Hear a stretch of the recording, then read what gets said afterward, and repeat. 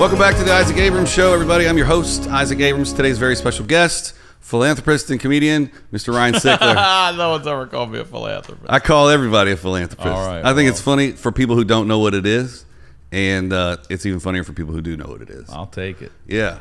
Welcome to the show, Ryan. Thank you for having me. I'd like to offer you the same courtesy you offer your guests. Promote everything that you got. Anything coming up? Ryan Sickler on all social media, ryansickler.com. Please subscribe to my YouTube channel. And if you're interested in the wildest stories you could possibly hear out there, my Patreon is one of the most fun shows on Patreon. It's called the HoneyDew with Y'all, and I highlight the lowlights with y'all, just the ordinary, regular folk who have the fucking craziest, wildest stories I've ever heard. They're just coming out of the woodwork, right? I mean, we have an inbox that still has hundreds of these emails, and we're just like, wow. And that's doing really well, right? Wow, yeah, it's a lot of fun. It's growing really fast. I love your show. Thank you. Thank you for being here. I really appreciate you taking the time. My first question for you is, on the HoneyDew, you guys highlight the lowlights.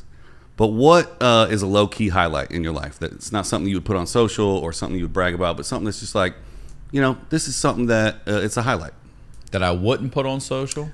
You know, because on social, we all make ourselves look better than we are sometimes. You know, we promote ourselves and whatnot. But what's like a low-key highlight? It could be as simple as like, I like these new shoes, or like, I have this park that I enjoy, or I'll like, kind of have one that it's low-key a highlight in the sense that all the shit I've taken and turned it into some shine is my name going on the Comedy Store wall. I'm stoked about that. That is another question that I have.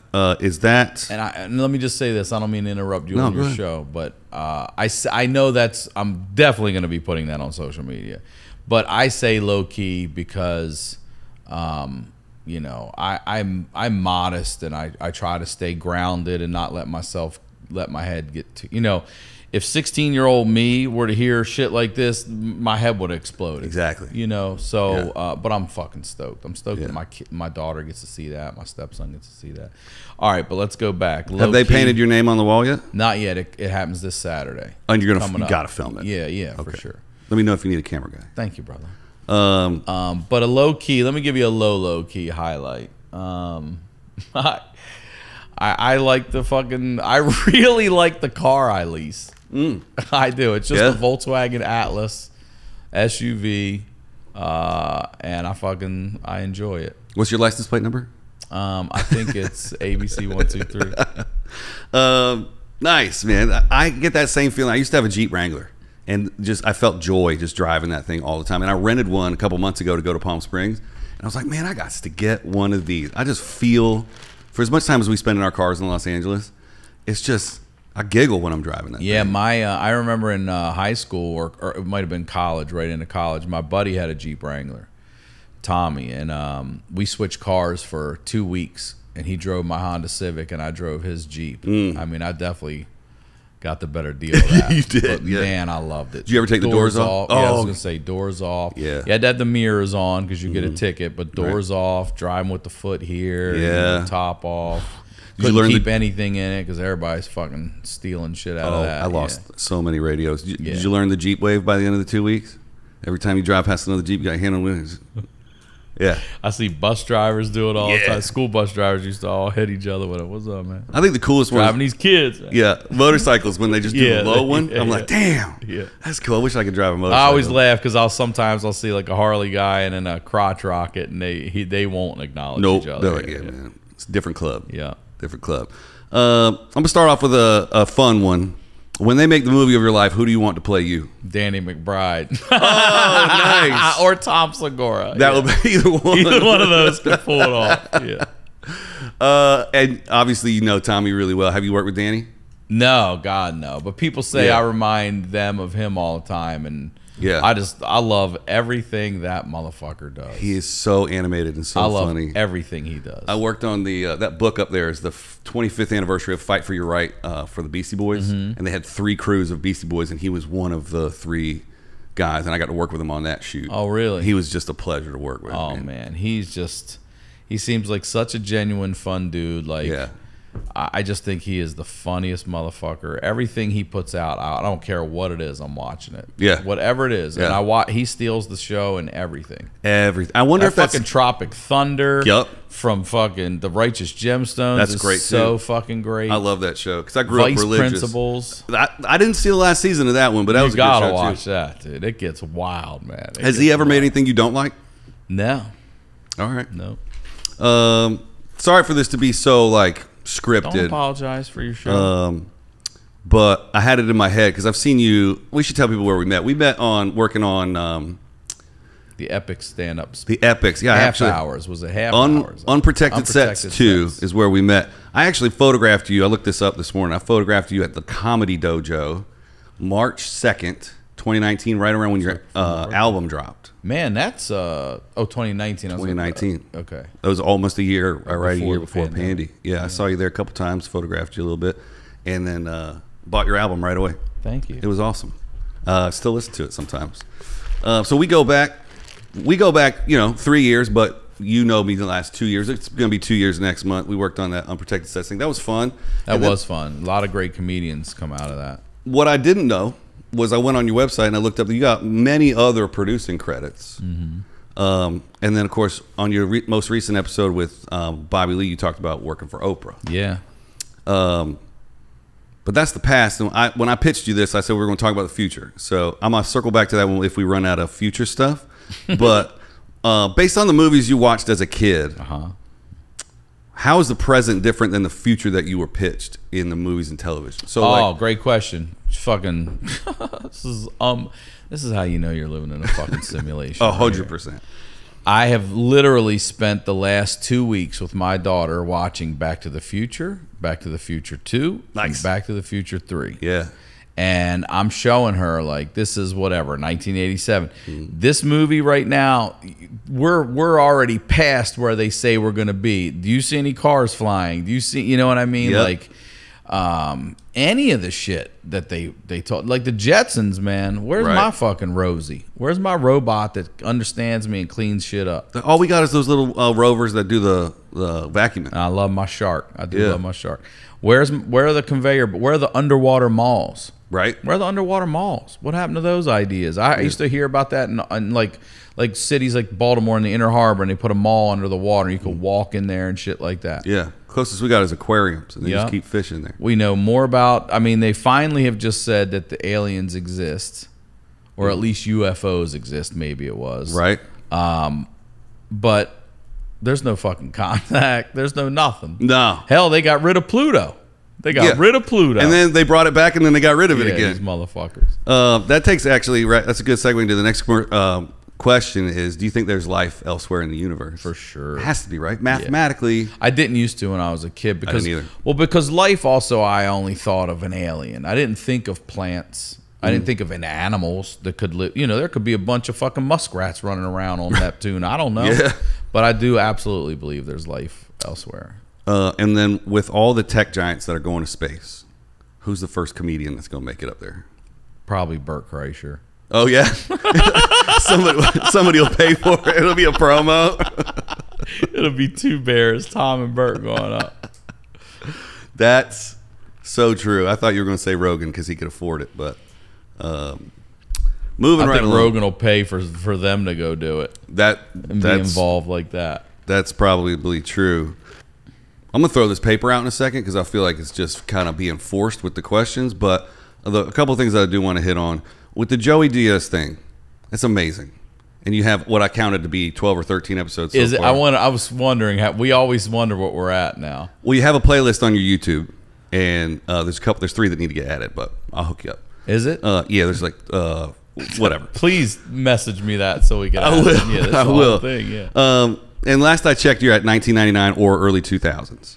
How many more episodes do you think it's going to take you to get to present day? And then how long is that from now? When does this drop? Tomorrow. All right, so I'll give you an exclusive then. We have another episode we already recorded that comes out next week with Joey Diaz. Oh, killer. And I think we get into 2000s. I think we might have done 2000 to 2004. It might have been one of those where it's a few years. How long? I mean, we're talking about 18 more years of his life, and some of these episodes are 6 months or an incident, right, or 1 year. You know, it's gonna be, God, a long time. I mean, it's gonna be, I don't know, 10, 15 more episodes maybe, because if we started in whatever and we're only where we are now. If you do one a quarter, that's 4 a year, so you might have 4 more years. It might only be 4 years. Yeah. So in 4 years from now, and then the grand total will be somewhere in the neighborhood of like 30 to 40 episodes. Yeah, and then I told him, he gave me one of the nicest compliments anyone's ever given me in comedy, and he said, you know, there's 2 people who can pull my stories out of me, and you're one of them in my life. And I was like, thank you, dude. And he said, I told him, I go, listen, this isn't for me. Mm-hmm. You know, this is your story. No one's ever documented it. I know Joey Diaz isn't going to sit down and type this shit out. Right. So and if he does, he'll be on 2,000 milligrams of THC. I mean, man. Yeah. And how long will it take? Right. This is a much more fun way. Sure. To fucking get his life story out in a comfortable way for him, where someone can later go, there it is. Same thing, go transcribe it or whatever as a book, as you know, someone with another vision could see how this could be a movie or a series or whatever, you know. So I want to say this about Joey Diaz. You know, a lot of the liberal left or whatever you want to call them that go way too far talk about rehabilitation and prisons are just businesses. They're just making money off of people. We need to rehabilitate prisoners, and I don't disagree. But Joey Diaz was a prisoner. He's an ex-con. That's who he is. He makes no fucking bones about it. He does not hide that fact. Right. And one of the things about Joey Diaz that's different than any of these other comedians or people who get canceled or who've gotten trouble or whatever is Joey Diaz has gone to prison.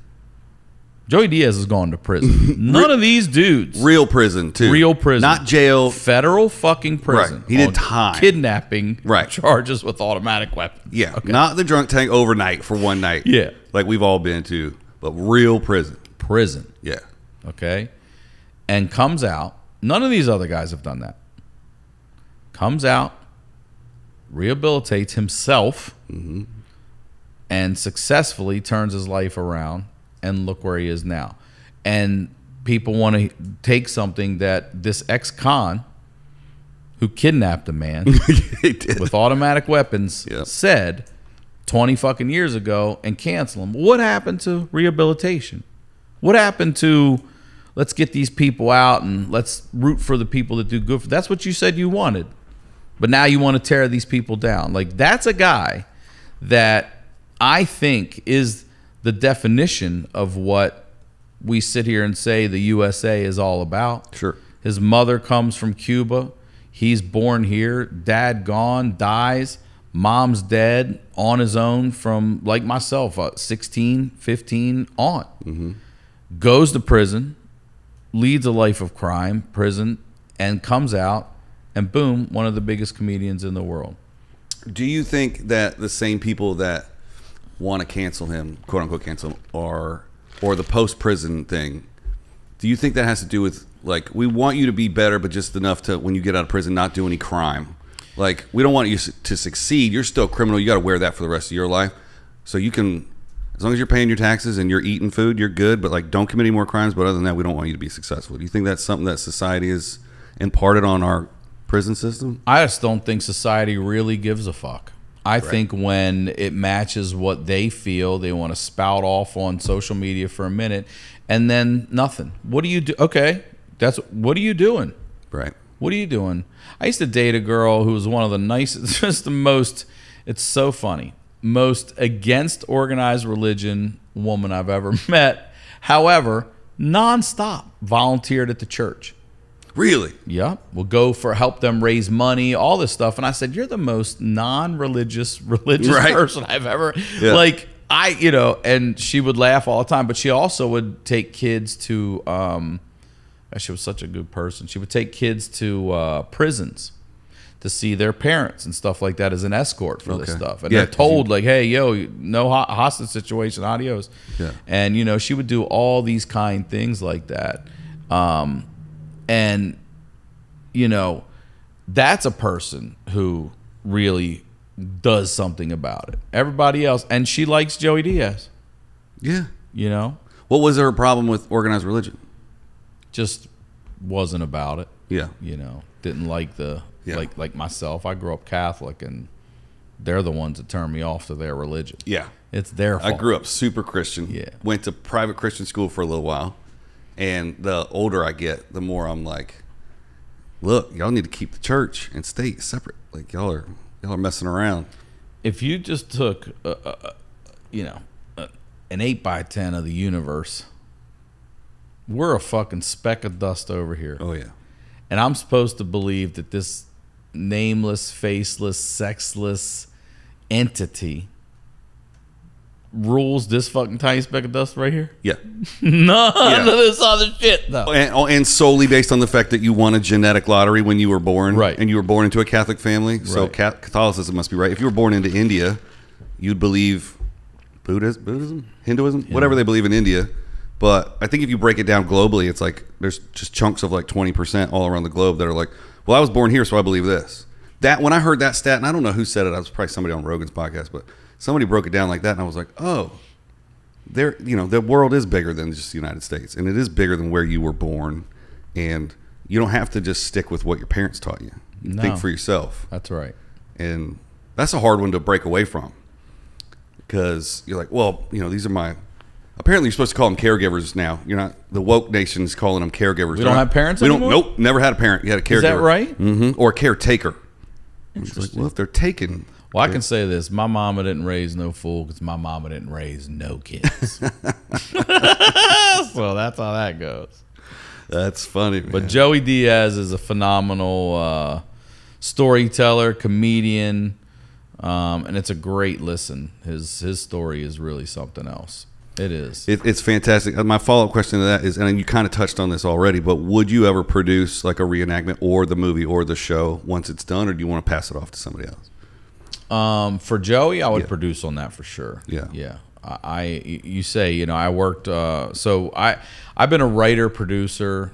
It started in, 99-ish. I was a runner. And back then I'm running digibeta tapes. Yup. Yeah. You know, 3/4 and all that shit. I'm running them all over this fucking city. With no GPS. None. A Thomas guide. Not even. Nope. Nope. Really? Nope. I would not. I would say, where is it? What's it near? And they would say, it's over by the Comedy Store. I'd be like, great. And every time I would take I'd say, does this need to be there right away? And if it did, I took the main routes. But if it didn't, I would just, every day, I'd take a new canyon road. And I would just figure out, and I'm like, oh shit, I'm over here by UCLA. Yeah. All right, I know where I'm at. Yeah. And that helped me really learn. I used the Thomas guide in a year and a half. I used it 2 times, and it was both up in those wild, windy hills. Yeah. That's nuts up there. So I started doing that, and then at night, or during the day when I had free time back at the building, I started seeing these people. They were called room producers. And my friend Tracy, who I just talked to on the way here, was a mentor to me, and one of the funniest people I've ever met. And I was like, what are you doing here? And she started teaching me, like, oh, we put the promos on these tapes, and these are the master tapes that have everything we need to go to air. Right. I'm like, okay, and how do you do that? And it's math. I mean, you're sitting there doing it with a pencil. Yeah. Handwriting then. Right. Because there was no Premiere Pro on your laptop. None of that shit. And then I started watching. I was like, okay, so I started learning how to room produce. And that just means that you're in there with an editor, and you're telling an editor, all right, we need to go version these. So we need a Tuesday, tomorrow, a today, a next. Same promo, but voiceover. You got to go in and supervise the voiceover session. Like, I need you to read this promo, and I need it to be like this. You supervise those sessions, and then you're responsible for putting it all down. The producer comes, watches their final product. They're like, boom, great job. They're done. Then you do the submaster, which is clean. So if that show ever moves from a Tuesday to a Friday, now all you got to do is say Friday or new time, you know, and then just still have that blueprint. Cover your ass. So then once I learned how to build, like, organize these things, I started really paying. I was like, I can fucking, these promos suck. I can do this. Yeah. So then I started doing that a little by little, and I would work as a runner during the day, and then when people called out sick, I would cover their night shift. So I'd do doubles, crazy doubles. Yeah. And then I started writing and producing. And then from there, the reason I got more into producing is because, and you'll probably relate to this, is like you'd sit there and cut these things together and like, well, do you have the family hugging? No. Why not? You didn't shoot it. You know what I mean? Yeah. Like, do you have any like high fives? No. No. Why not? You didn't shoot it. Yeah. Did you guys get room tone? Room tone. What's room tone? Yeah.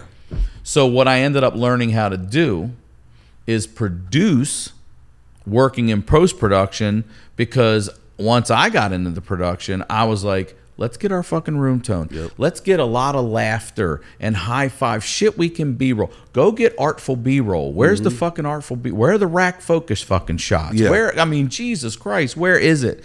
So I started doing that, and then I started working. Gosh, I've worked for Fox Sports, the WB when it was a thing, the CW when it was a thing, fucking Fox Family Channel, ABC Family Channel, Fine Living, Food Network, Oprah, Local, My Network, E. I wrote for E for a while.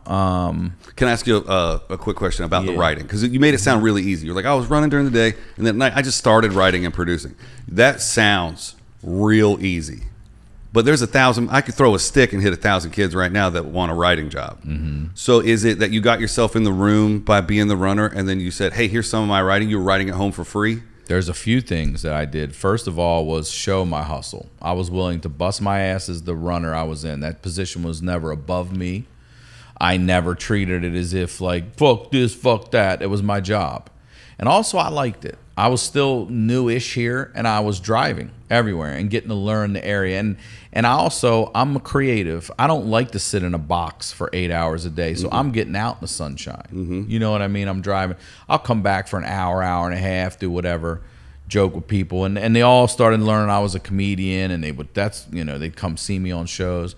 But I'm telling you, I hustled, and it was the same thing when I go back to UPS. Shout out to UPS Baltimore Hub Primary One Drive.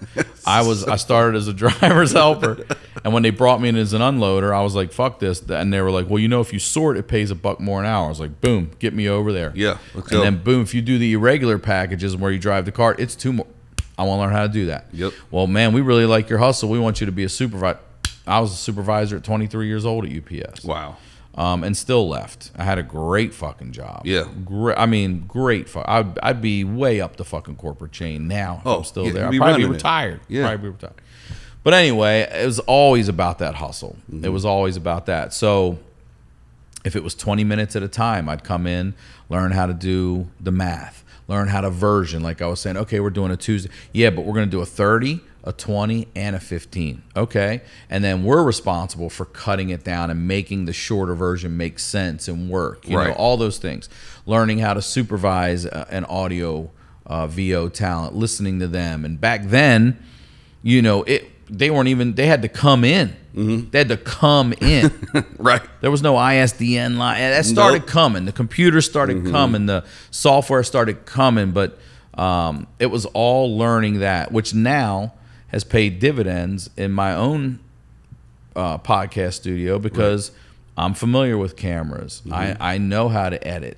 I know what to look for. I know what we can do and how to do it. And I always say I can't fly the plane, but I know how to tell you what I want. You're the air traffic controller. Easy. Yeah.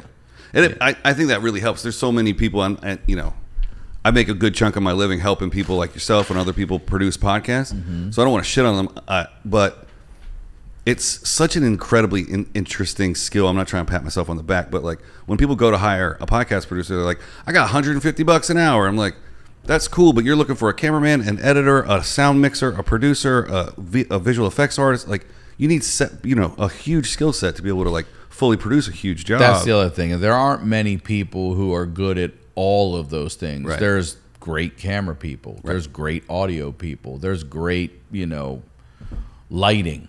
But all of it in one. Good luck finding someone it's hard. That can do all that. Because you can specialize in just one of those careers. And in LA, correct.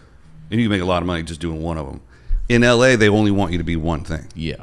So, like right now, my directing and AD career is a little slow because I've been blasting my socials with promos for this show. Like, oh, he's doing podcasting stuff for himself now. He's fine. So it's like, I've always found that interesting about Los Angeles to be like, whereas like you go to Nashville and like one day this dude's a camera guy, the next day he's a grip or something else. It's just really interesting about our town. And I think in New York, where you just decide you're this one thing and you're supposed to be that for your whole career. Yeah, like a guy named Sean Nix, who's a great dude. He's Tom Segura's cameraman, but he's also his personal trainer. Oh, nice. This dude is fucking, this son of a bitch is 40 and built like a Greek god, but he's measuring his food on the tour bus and shit. You know what I mean? I'm like, oh, you're putting the time in. You know what I mean? Yeah. And he's a phenomenal cameraman. Right. And that's, there's a lot of, there's a lot of jack of all trades, but there aren't many good ones. That's true. And I've been fortunate to be able to do stand up and be a podcaster and be a producer and work. And I worked for Kevin Hart. I was a supervising producer on the Donald Mack series he was doing, where he would dress as an old man and pick up people in a lift and fuck with them. That's funny. And we won an award. We won a big internet award for it. So I'm an award-winning producer. You are. It says right here. Yeah, man, I am. And then you also co-executive produced the E-Series, The Funny Dance Show. Yeah, so actually what happened with that, just taking a step back, is Josh Adam Myers has the goddamn Comedy Jam. And I did the first one where he had taken it from the Unknown Theater to the Lyric on La Brea. Mm-hmm.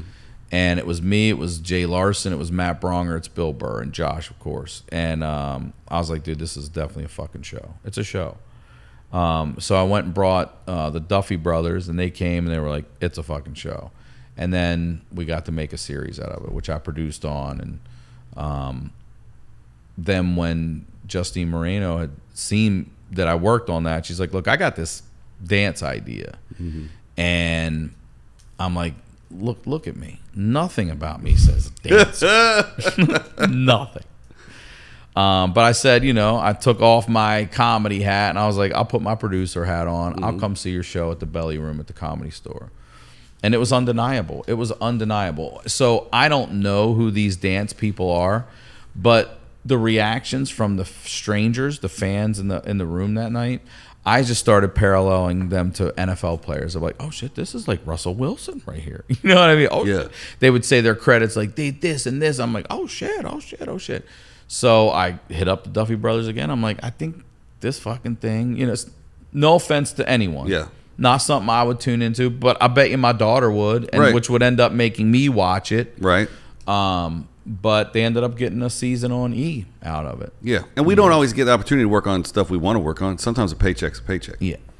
But also sometimes, look, man, my ego's not in the way. If I'm not right for something, I'm not going to force myself into it. These girls had a great idea that I thought was, and also a lot of times your idea, once it gets to TV, it isn't your fucking idea like originally anymore. Once they write the check, yeah, they can change it all they want. That originality sometimes gets washed away. I have a question here. It's in my massive stack, but I'm going to ad-lib it instead of read it. If you could change the way Hollywood works right now, the processes in which shows get bought or pitch processes or just, is there anything about the Hollywood system that you would change if you were the boss of Hollywood right now? Yeah, I would weed out the pedophiles and the rapists. That's a good answer. That's a good start. I would think that would probably make all the other deals a lot easier to go with from there. I'd get out the kid fuckers. Yeah. Yeah. And the rapist and shit. Okay. It's just dudes. It's just dudes, too, by the way. It's just dudes. Oh. Yeah. I think we should give women a shot. Just let them run everything. Listen, I say this all the fucking time. What we do it's unique. It's, dare I say fucking magical. I know it's medicinal for a lot of people. Mm-hmm. But that said, I'm not gonna, just because we are this brotherhood or whatever, if we all worked for FedEx and the top fucking 3 guys are fucking kids and raping women, like I'm not gonna root for those 3 motherfuckers because I work at FedEx. Right. Fuck those guys. Yeah. But because we're comedy, we're supposed to rally behind. Get the fuck out of here. It's Get so the stupid. fuck out of here. Get over yourself. That's what I would change about Hollywood first. All right. And as far as this, I'll answer it in a different way because I know what you were going for a little more. But the internet did that. You know, Yeah. because for years there were so many good comedians, and there was one network, and it was Comedy Central. And Comedy Central wasn't wrong by any means, but these 20 people might be really funny, but there's 200 motherfuckers over this other side of the wall that are killers. Yeah. And they couldn't get over that wall. So the internet hits, and boom, all of a sudden, here we come. We're climbing over, going under, going around, going through. Level the playing field. And we were right. We were never wrong, and they were never wrong. There's only so many fucking spots on stages in town. There's only so many spots on stages in this country and spots on these networks. But, you know, Comedy Central's not even really around anymore. Think about that. Do you think the comedy scene, I'll just say here in Los Angeles, is saturated? And how do you mean? You and I are looking at comedy from two opposite ends, right? So I just started 4 years ago. You've been doing it for 20 plus years. You're a professional headliner. I'm an open micer. I see thousands of people on a weekly basis that are still micing. And then I go, and as a photographer, I go and shoot the headliner shows that are professionals that are working on the weekends, that are working out their spots. So what I see is thousands of people that are trying to get to where you're at. Do you feel... I know a lot of comics say there's room for everybody. The table's big enough for everybody to eat. It is. But I guess this is my own perspective. I'm asking you what you think about what I think, but let me tell you what I think about what you think. I think I just, you know, maybe it's just always been that way. Maybe there's always been 1,000 aspiring people, and the cream rises to the top, and they make it to the highest level by either hard work or natural ability or both. And hard work and hustle is a big part of it. There's a lot of people where you look and you go, why is it, you know, so many fans can be like, I hate that singer, I hate that comedian, I hate that dancer, I hate that, but they're fucking, the reason you know who the fuck they are is because they're out there hustling. That's right. And they may not be the best. They might even tell you that. But they work hard as a motherfucker. Yeah. You know, and it changes things for them. So I hear this a lot. I hear, oh, you're so lucky. You got to go and do that, or you get to go and do this. And I've talked about this on this show before, so I'll make it brief. But it's like, yeah, that luck is because I went to a bunch of shows for free and shot before I got my first paying gig, and, you know, went and worked on a comedy special. And, you know, I know all the comments on this video are going to be like, how in the fuck did he get Ryan Sickler on his show? Please. It's they lit me up when I had Ben Avery on the show. They were like, how did he get Ben Avery? He's like, he's getting 200-300 plays a week, and he looks like he's got 5 million subs with his little studio. It's like, well, I paid for this. Yeah, this is a nice place. I like it. It's a little warm in here. It's a nice place. No, I'm comfortable. Moving right along. Let's just say one of the ideas that you have in your back pocket. Let's just say you sold a show right now. Who are you putting in your writer's room? Okay, well, it's so funny you said this, because I went to producer mind before creative, because first thing I thought was, well, everybody's fucking schedule sucks. Right. They're all on the road, you know what I mean? But if in a perfect scenario, I would just want to work with Tom Segura, Dan Van Kirk would be great, who I am working with. He's got a great podcast with Sklars. Is it Sklars? Oh, Rory. You talking about the one with Rory Penpals? Yeah, he's got a couple. Super good. Steve Simone, Joey Diaz, Christina P. For those people at home that don't know, if it's a scripted 30-minute show, like, I don't know, Last Man on Earth or something like that, how many writers do you get? I mean, it depends on their fucking budget. Yeah. Absolutely depends on their budget. You might get 3. You know what I mean? Yeah. And then they're also producing, right. You know what I mean? Like craft service. It's a lot of that. We need you to do 4 jobs type shit. Yeah. I'm like, well, then you need to pay me 4 different rates for said jobs. Right. Yeah. Because the Teamsters aren't not filling out 2 time cards. If they drive 2 things in one day on 2 shows, they're getting paid from 2 different spots. They got it really figured out, man. And I was a Teamster, so I know what's up. I support the Teamster. Did you get Teamster through FedEx, or were you out here? You mean UPS? Sorry. Shout out local 159 in Baltimore. Shout out to UPS Baltimore, Hope Primary 1 Joe Avenue. Yes, as a worker, so to speak, you are a union. But once you become supervisor, you're not union. Oh, like they take you out. Yeah, and I was that hub was the Mid-Atlantic hub, and that was one of the few that was still union in that that I think part-timers could even be. Yeah. Nice. The quick way into the union here is working for Universal, driving the tram up and down the hill. Oh, you get in that way? Yeah. Oh, I didn't know that. Yeah. Then you got to know somebody if you want to drive on movies and television, but they're Teamsters. That's the fastest way in. That's just me flexing my little I like that. union knowledge there. Do you have any producing projects that are coming up that you can talk about? Mm-hmm. Yeah, so Dan Van Kirk and I created a show called The Living Wake, and it's literally a living wake. And we've been at this now for pitching this and everything for 4 or 5 years, I'd say, and maybe longer, because I always forget. It's so funny. I forget the fucking 2 years went by in a pandemic. Right. You know what? How long did it feel? I mean, in it felt like forever. Now it's like that. Yeah.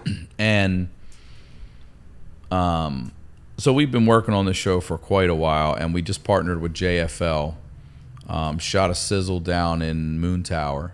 Okay. And we're looking to sell it as a show, but we partner with them. So this coming Montreal festival, we'll be doing 3 living wakes. We do have a confirmation, but I can't say that yet. But there'll be a midnight Thursday, midnight Friday, midnight Saturday shows. And instead of roasting, it's the flip. Now, it's roasting in it. Yes. So what we say is if you're the guest of honor that night, you're up on stage, you're in a nice chair, comfortable, and 4 people are going to come out and tell their stories about you. We ask you that you please not speak too much, you know. Mm-hmm. Now, you can yell out whatever, but it's your turn at the end, which you don't get to do when you're fucking dead. No. And you get to get up and say, you know how that story Bob told? Let me fucking tell you why we were in that situation. Because Bob, you know, you can wear what you want. You don't get to do that when you're dead. Mm-hmm. You get to pick the picture you want when you're dead. You don't get to do that when you're dead. Yeah. You know, you get to have your night to be appreciated before you're dead. I mean, we are losing so many people. Yeah. And all we do is talk about how great they were when they're gone. Yeah. Let's fucking throw them a little love. And this isn't a say goodbye to the old folks type show either, by the way. We're not getting geriatrics in there. And, you know, he's obviously going to be gone. And we might not be able to turn the post-production around before his ass is dead. You know what I'm talking about? Not that kind of show. Everybody's working overtime, man. Yeah. We got Bob Newhart on. Not that kind of show. So, yeah, Dan and I both co-created this show. We're, you know, EPs on it, talent on it. Talent in the sense that we are the host of the evening. We're introducing what's going on, explaining, and in between we'll do each person, that sort of thing. But that's a great idea. It's been fun. We thought about it a while ago, sitting on the couch. I was smoking weed, and he was over there. We were watching football, and he's been telling me, because he's been just saying, like, man, Kobe, here's another one. And every time we're talking about it, he and I would just, there's another one, there's another one, there's another one. You know? I was arguing with somebody that I'm not like big into roast battles. I respect people that can roast battle and can roast. It's just not how my brain works. So I was having a chat with somebody about, like, what's the opposite, man? What if you could do like a positive? And we were arguing like that. Did they? It was a show called Boast Rattle. Oh, that's cool. Yeah, and then they complimented one another, I believe, instead. Yeah. And I mean, I think people like to hear the slams more than they like to hear the, you're so good looking, Ryan. You're Everybody so good wants to hear somebody shit on somebody. Yeah. But I was like, I don't know, man. That's what I would do, but I can't figure it out. I couldn't figure out how to do it, but that's a really good take on it. That's a pretty, you have anything else coming up besides that, or is it like a one show at a time kind of thing? That's probably a lot. That's just for the festival at this point. It's just 3 shows up there while we're there next Thursday, Friday, and Saturday. And then my tour, you know, I'm on tour right now, ryansickler.com. All tickets are available there. I feel like I have been in a city before you or after. Isn't it you. funny how that happens? I tell everybody, you don't see, unless you're on a show together at the Comedy Store or something like that, you don't see comedians. We don't see each other. It's a solo sport. I see more people crossing in airports. Mm-hmm. You know, I saw Mark Maron, I saw Adam Ray on these last couple runs. Or I'll be like, man, they were just here 4 nights ago, or, you know, they're coming in 2 nights. One of my favorite moments was Andrew Santino, my man, was in Phoenix, and I'm the next weekend. And he's like, yo, I see you're coming next weekend. I got a bunch of weed I'm not going to be able to take with me. I said, fucking leave it for me in that drawer, please. He's like, you got it. He fucking Nice. And then I got there and it said, for Ryan Sickler, do not open. It was a little care package, man. It was That's the best. Tight. The very first night of the tour with Theo, the first run that I ever went on him, he did a club date before we went to the theaters, and your face was on the front, and I took a picture of it and I texted it to you. Yeah. I was like, what's up, dude? You're going to be here next week? I think that was West Virginia or I don't know. Who knows? Do cities all look the same to you in the United States? It's a good question. When you're on a tour with yeah, kind of Yeah. But everything is Michael's, Home Goods, Target, Wendy's. Walmart, Wendy's, Pier 1. It's everywhere. Right. And it's all in the same shopping center. Always. And it's in every city you go to, that looks the same. Mm-hmm. Every city. They all have that shit. I don't get a ton of time, depending on the weather, too. I went to Kansas City. It was 6 degrees out. I was like, I'm not even fucking leaving this hotel. Fuck Nope. that. Yeah. But, we see a lot. And, you follow us. So we see a lot of kitchens. We see a lot of backdoor entrances, the dumpster areas. When you're out on tour with Tom and stuff, we're loading docks, backstage. I always say I don't see what the venue looks like until we're done and we're on that bus or we're driving away and we pull around the front that's what the front of this place looks like. Yeah. So that, in that sense, yeah, everything fucking looks the same. A lot of concrete and double doors. Is the backstage life as glamorous as people make it out to be? No, you get these minutes of fucking laughter and then you're like, all right, I'm going to go over here and fucking look at my shit or do my emails or stretch. Kirk Fox and I like to stretch, just get limber as shit. But no, and you got to get there early, very early, and you're there early to do sound checks and things like this, and you're there, and you got to fucking keep yourself focused for 3 hours before you start to go out and do another fucking hour and shit. It's a lot. It's a lot to stay focused. But then there's the really funny shit. But those are the beautiful moments in between the boredom. Yeah, that's just the trying to stay sane with the same 3 people, either in a plane or a bus or a van or Uber or breakfast or whatever for 5 days straight. I mean, a big part of that is who do I vibe with? You know, you don't want some pain in the ass out there with you. When Tom brought me out, I was like, look, man, I'm going to keep the smallest motherfucking footprint I can. I went and got clear. I got TSA pre-check. I was like, you're not going to have to wait for my ass. I'm not going to be snagged. I'm coming. And, I think that's just the best way to operate. We used to talk about that in the music world, too. It's the most famous story is, Taylor Hawkins at the time wasn't the best drummer, but he was the best fit for Dave and the Foo Fighters. And they ended up, they were best friends for 25 years or whatever. So it's always about, the 1 hour a night, the 2 hours a night that you're on stage performing, doing your job is... that's an important part of it. But the other 23 hours a day that you have to be next to another human being that's not your family, your extended family, someone that you chose, better be somebody that you get along with and that you like. Because that weekend gets real long when somebody is just yipping. Problem. Yeah.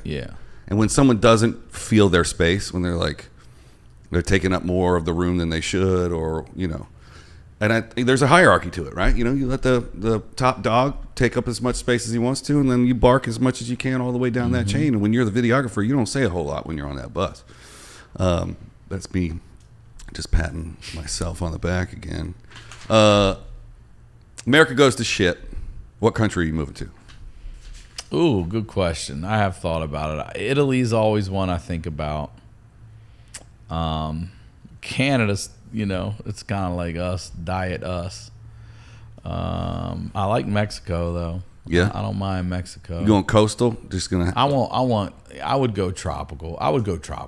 Outside of Italy, I would go tropical. Yeah. Would you favor somewhere that has desirable marijuana regulations? Yeah. Like Jamaica. Yeah. Something like that. Yeah. Not that retirement is anywhere even close to your radar. And I shouldn't have prefaced it like that. But is moving to Austin on your radar at all? No. Ever in the future? Not even a chance. You can always visit. I wouldn't mind maybe buying a place with someone, maybe another comedian or something wanted to get a condo that we had down there as an investment property, and then, you know, a couple times a year you block it out for either a vacation with the kids or to go down and say hey to Tom and see these guys and stuff whenever anybody's not on the fucking film. You know what I'm saying? Like schedules are outrageous. Oh, well, they're gone. So I've thought about that, but no, I don't see myself moving to Austin. All right, but you've been there plenty, right? Yeah. You were just at the. Were you at the new Austin studio for the Two Bears episode you just did? Yeah, their YMH studio's fucking sick. Looks great. It's sick. It looks really good. It's beautiful. How big is that space? Is it a big warehouse? Yeah, it's a big space. You want to just tell everybody the address real quick so we can all go check it out? Yeah. It's got the 1, 2, Two Bears has its own set, YMH has its own set, and then there's another full set that does a few shows. I mean, beautiful lobby, meeting room, kitchen. I mean, restrooms are even nice. Really? I was thinking before you got here as I was mopping the bathroom that I want to do a photo series on podcast bathrooms. Because I have seen... We're painting ours right now. Are you really? That's decent enough. Yeah. Though. I've seen some shit shows, literally. I'm not going to call out anybody's name, but there's a pretty big podcaster out there whose bathroom looks like Train Spotting. You know I want to know who it is. I will tell you as soon as we cut. All right, we got about 10 minutes left, so, and I'm out of like pre-ordered questions, I think, but the last one here, I have 2 more. Okay. On your last episode with Bobby Lee, you talked about shifts, and you called out a shift that was coming in his life. Is a shift something that you can see coming, or do you feel it as it's happening, or can you only see it on the other side? These are great questions. You know who I learned that from? Oprah Winfrey. Yeah. That's where I learned all that shift stuff from. I think it's a great question. I don't think you see the first one coming. I think you live it. Yeah. You know, I don't know if this is the best equation, but I hear a lot of athletes say, like, when they get done and they win the Super Bowl, it's awesome, but it's this thing in the moment. And it's not until they look back on the journey that they really appreciate what they fucking did. Yeah. So I think the first shift sort of begins to happen.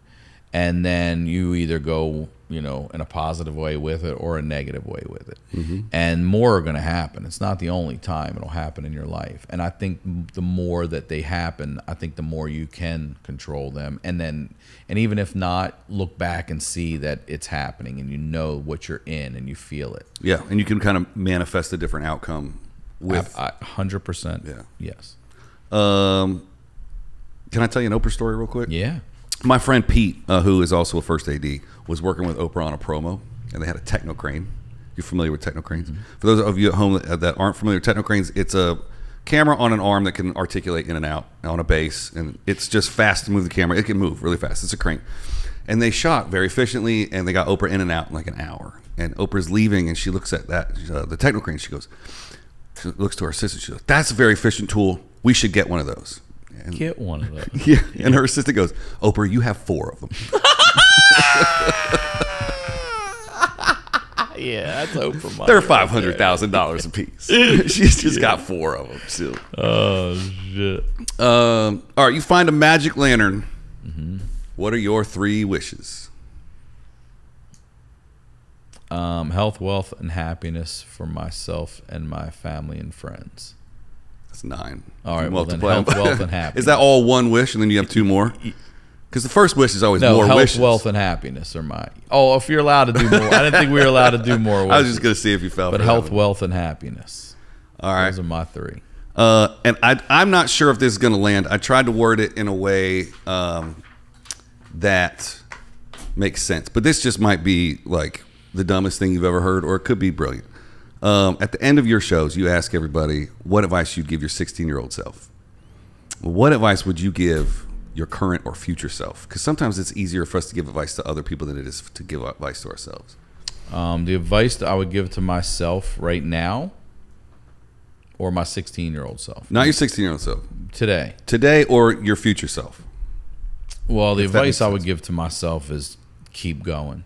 Just every day, get up and do the best job you can do in everything you're doing that day, as a dad, as a partner, as a comedian, as a podcaster, as a stand-up on the road, whatever it is, you put your best in and you just fucking keep going.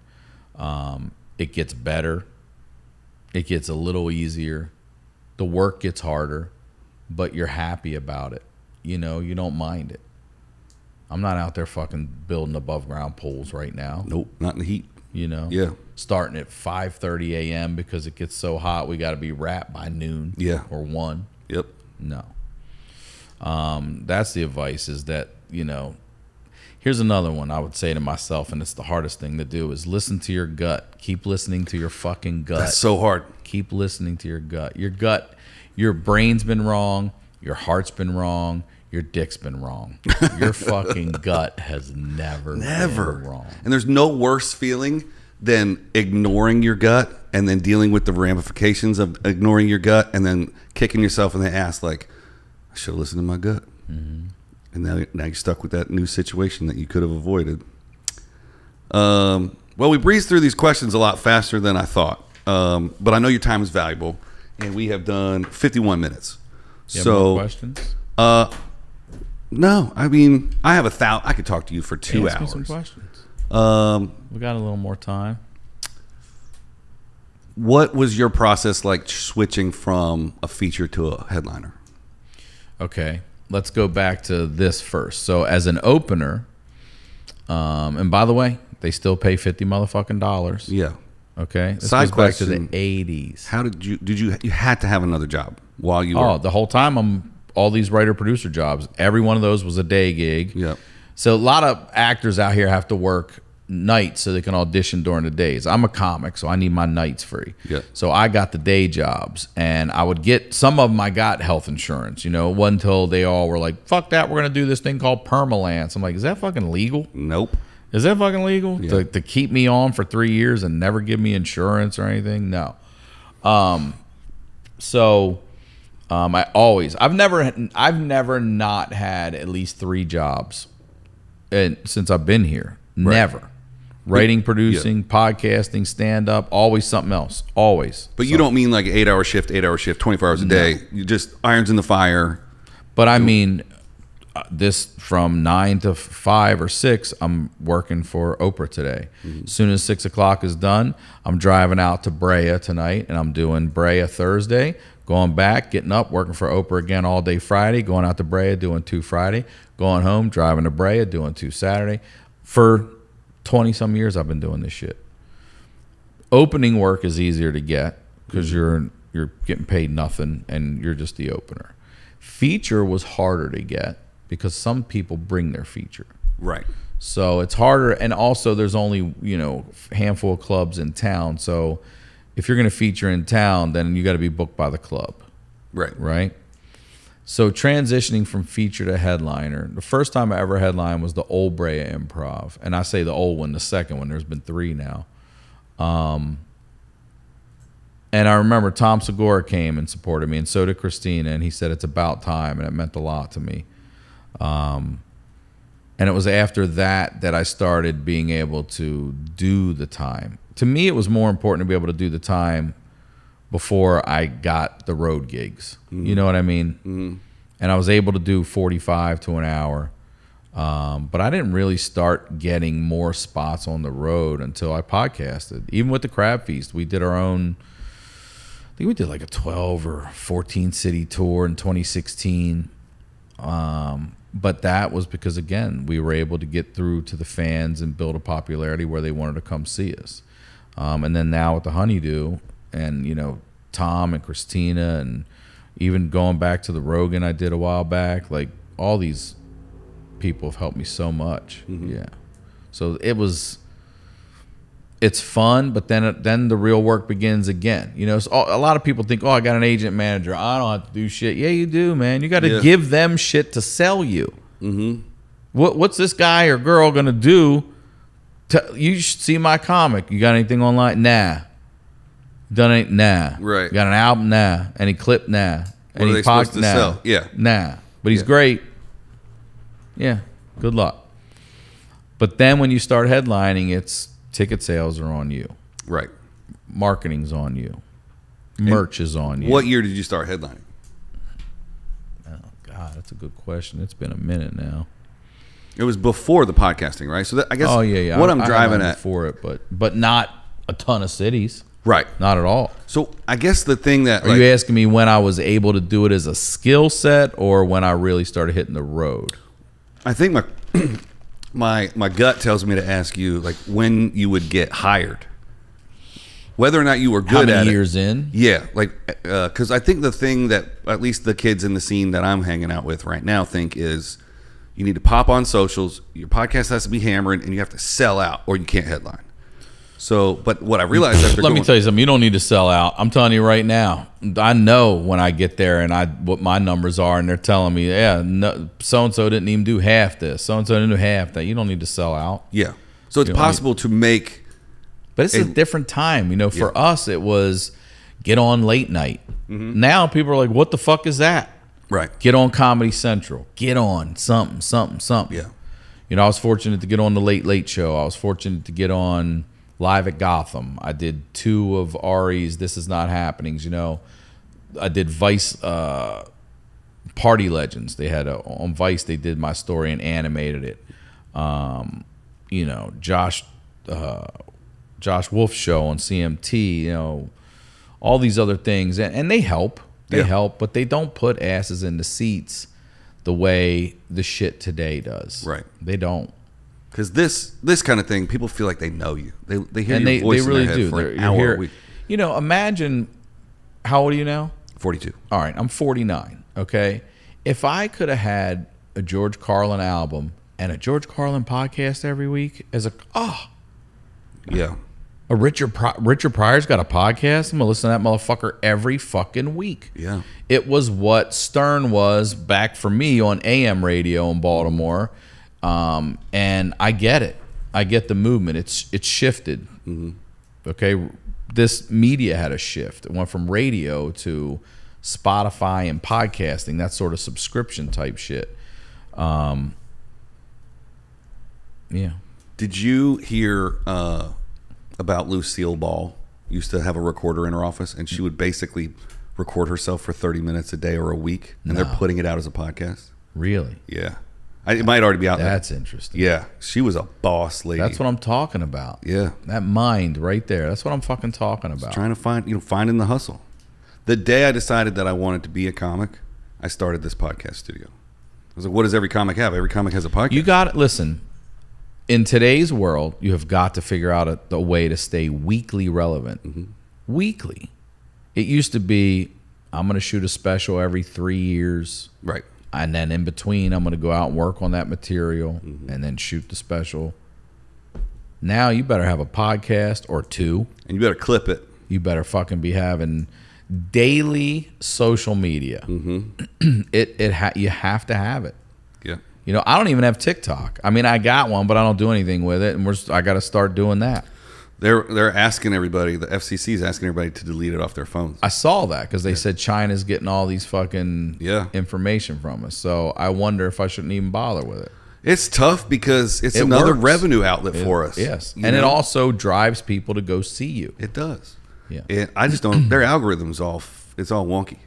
It's like the same thing that gets 10,000 views on Instagram is getting 140,000 views on TikTok. And I don't know if this is true, but I've heard Rogan say it a bunch that over in China they promote athleticism and academics, and over here it's just people dancing and twerking, picking boogers and stuff. It's like I just don't know if I can get behind it, and I don't know what it's reading on my phone. But they're not going to get anything out of me yet.